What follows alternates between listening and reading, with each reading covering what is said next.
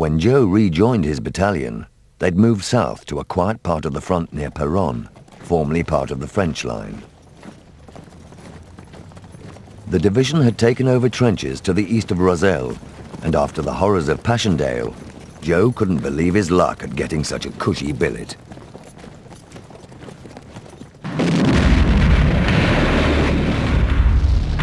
But on the 21st of March, after a lightning bombardment of overwhelming intensity, 40 crack German divisions, more than 500,000 men, stormed through a gap between the British 3rd and 5th Armies. The 66th took the full brunt.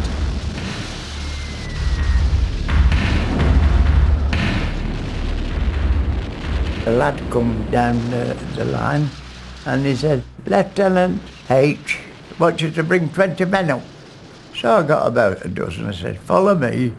And clever lad Joe, I said, "Run on and tell them we're coming."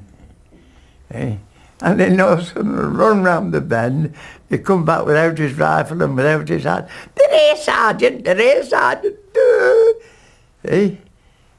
But when I looked round, the other lads had scarpered back to cover. Naturally. Despite furious resistance, the British front, studded with pillboxes and thick belts of barbed wire, presented no obstacle as hand-picked stormtroops battered their way into the gaps. I must have fired 100 rounds, different rifles, white dot. Couldn't miss them, like firing at sheep in a field. You couldn't miss them. And then, bang! And I think the bullet must have hit the rifle and ricocheted it through the fingers. And 20 yards away was a Jerry officer. Oh, lovely coat, big glasses, revolver.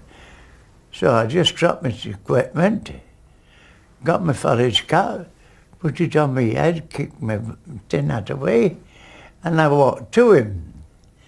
And as I walked to him, he stuck his revolver in my stomach, and we stared at each other for fully a minute. Just stared at each other, and it passed through my mind, if you press that trigger, laddie, you'll spoil that blooming coat. And he said, "V, go." I thought that was a bloody near too, wasn't it? I said, "Mike, come." Fitz's luck had not deserted him. But in the next 40 days of fighting, the British Army, in desperate rearguard actions, lost nearly 250,000 men.